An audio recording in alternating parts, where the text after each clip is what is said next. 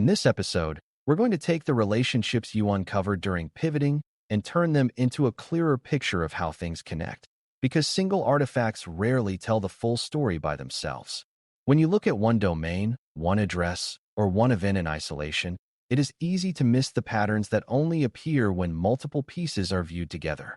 Link analysis is the habit of mapping relationships between entities so you can see clusters, bridges, and repeated structures that are hard to notice in a linear set of notes. This matters for beginners because threat work can feel like a pile of disconnected facts, and that feeling often leads to either overconfidence in a single clue or paralysis because nothing seems conclusive.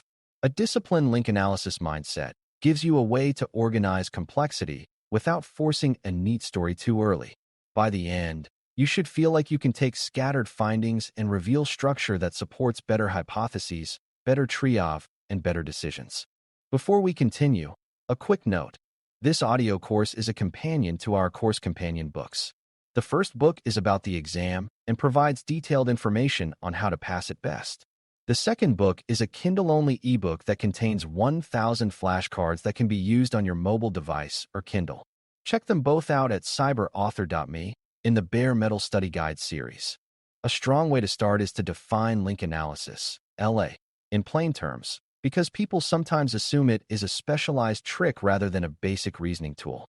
LA is the process of identifying entities, defining the relationships between them, and then examining the network of those relationships to discover groups and patterns. Entities can be many things, like domains, addresses, certificates, user accounts, file attributes, or even broader ideas like a campaign label, as long as you treat them consistently.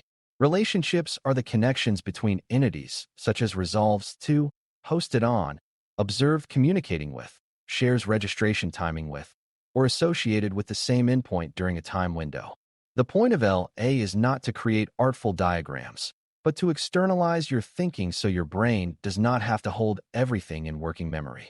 Once the relationships are visible, you can reason about them more honestly, spot missing context, and identify where your confidence should increase or decrease. Done well, LA turns a collection of facts into a structured evidence landscape. What makes LA powerful in threat intelligence is that adversary operations often leave repeated relational footprints even when individual artifacts change. A domain can be rotated, an address can change, and a file name can be slightly modified. But relationships often persist because operators reuse hosting habits, registration patterns, operational timing, or supporting services. Beginners sometimes focus on the most visible artifact and miss the quieter consistency underneath it. LA helps you shift attention from the surface to the structure, which is often where durable intelligence lives. It also helps you avoid the trap of single-feature conclusions, like assuming one shared detail proves a relationship, because LA encourages you to look for converging links rather than a single coincidence. When you see multiple independent connections pointing to the same grouping, you can begin to form stronger hypotheses. This is one reason LA feels like it reveals hidden clusters, because the cluster was always there in the relationships, but it was not obvious until you mapped it. Before you can run LA effectively, you need to be disciplined about what counts as an entity and what counts as a relationship, because sloppy definitions create sloppy clusters. Beginners often mix entities and attributes in confusing ways, like treating an address as the same thing as a hosting provider, or treating a domain name as the same thing as a website, or treating a reported claim as the same thing as an internal observation. A better approach is to keep entities as concrete, nameable things and keep attributes as properties attached to entities. For example, a domain is an entity and its registration date is an attribute. An endpoint is an entity and its network range is an attribute. Relationships then connect entities, like this domain resolved to that endpoint during a specific time window. When you keep this separation clean, your map becomes interpretable and your reasoning becomes testable. It also makes it easier to explain your findings to someone else, because you can point to entities and links rather than speaking in vague impressions. Time awareness is another essential part of running LA, because links that are true at one moment may not be true later, and beginners often forget that infrastructure is dynamic. If you map relationships without time context, You can accidentally connect entities that were never related at the same time, which creates a false cluster. A disciplined approach treats many relationships as time-bounded, meaning you should consider when the relationship was observed and whether that period matters for your requirement. This is especially important when you are working from external reporting that may describe a past window, while your internal telemetry reflects current behavior. When you include time in your thinking, you can distinguish between stable clusters that persist across windows and ephemeral associations that appeared briefly. That distinction helps you judge whether the cluster reflects an operator habit or a momentary coincidence. In practical terms, time-bounded links also prevent you from chasing ghosts by building theories on associations that are no longer relevant. Once entities, relationships, and time are treated carefully, LA begins to reveal different kinds of structures that matter for analysis. One structure is a dense cluster, where many entities are highly connected, suggesting reuse or common control. Another structure is a hub, where one entity connects to many others, which might suggest a shared service, a central infrastructure component, or a common dependency.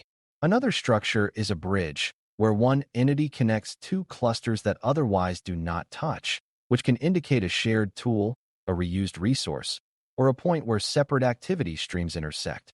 Beginners sometimes look only for dense clusters, assuming that anything meaningful must look like a tight group, but bridges and hubs can be equally important. A bridge can be the key to linking what looked like separate stories, while a hub can reveal that many apparent indicators are actually part of one underlying component. Recognizing these structures helps you decide what to investigate next and how to interpret the strength of associations. A common beginner mistake in LA is confusing connectivity with maliciousness because it feels intuitive that a highly connected cluster must be bad. In reality, many legitimate systems are highly connected, such as popular content delivery services or widely used shared infrastructure, and those connections can create large clusters that are not threats. The job is not to treat connectivity as a verdict, but to treat it as a clue that requires context. This is where your earlier discipline on source rating and evidence strength becomes essential, because you need to know whether links are grounded in direct observation or based on vague claims. You also need to know whether links are discriminating, meaning they help distinguish between threat and benign explanations, or whether they simply reflect common internet structure. A professional LA mindset treats a cluster as a hypothesis generator rather than a conclusion generator. You see the cluster, you ask what could explain it, and you decide what evidence would confirm or refute the explanation. To keep LA defensible, you also need to be careful about what kinds of relationships you treat as strong versus weak. Some relationships are direct and specific, like repeated internal observations of communication between the same systems, while other relationships are indirect, like a similarity in naming patterns that could occur by chance. Beginners often give equal weight to all links, which makes the resulting cluster look stronger than it really is. A disciplined approach treats links like evidence, where each link has a strength based on how observable, specific, and independent it is. If your cluster is built mostly on weak links, your confidence should remain low until stronger links appear. If your cluster includes multiple strong links that are independent and time-aligned, confidence can increase legitimately.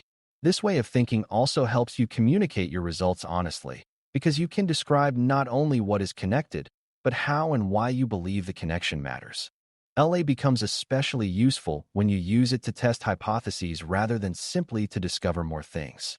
If your hypothesis is that a suspicious domain is part of a broader infrastructure set, LA helps you look for related entities and then see whether those entities form a coherent cluster. If your hypothesis is that an observed event is a one-off anomaly, LA can help you see whether it connects to any existing clusters or whether it remains isolated even after reasonable pivoting. If your hypothesis is that two seemingly separate incidents might share underlying infrastructure, LA can help you look for bridges that connect the sets. In each case, the map is not the answer, but it guides what evidence you should seek next. This is how LA sharpens judgment, because it directs your curiosity into structured tests instead of open-ended wandering. When you do this consistently, your workflow becomes more efficient and your conclusions become more defensible. Another critical benefit of LA is that it helps you manage uncertainty without being overwhelmed, because it shows you where uncertainty lives. Some parts of the map will be dense and well supported, while other parts will be sparse and speculative, and seeing that difference helps you avoid blending them into one overconfident story. Beginners often feel pressure to present a single narrative that ties everything together, but LA can reveal that there are actually multiple plausible clusters with weak connections between them. That insight is valuable because it tells you not to overunify. It also helps you prioritize, because you can focus attention on the parts of the map that connect directly to your requirement or to high-impact assets. When uncertainty is visible, you can speak clearly about it, and you can decide whether further collection is worth the effort. In this way, LA supports both analysis quality and workload control. LA also improves teamwork because it creates a shared artifact that multiple people can discuss without relying on memory or personal intuition. When you describe a cluster verbally, two people can easily imagine different shapes and come away with different interpretations. When you externalize the relationships, everyone can point to the same links and ask whether they are strong, whether they are time-aligned, and whether they are independent. This makes disagreement more productive because it focuses on evidence and definitions rather than on personal confidence. It also makes handoffs easier because a new analyst can understand the current state of reasoning by looking at the entities and links that were already established. Beginners benefit from this because it reduces the fear of being challenged. If your work is structured, challenges become opportunities to strengthen it. Over time, this is how teams build trust in their intelligence outputs. Even with all these benefits, LA has pitfalls that can mislead you if you are not careful, and it is important to address them directly.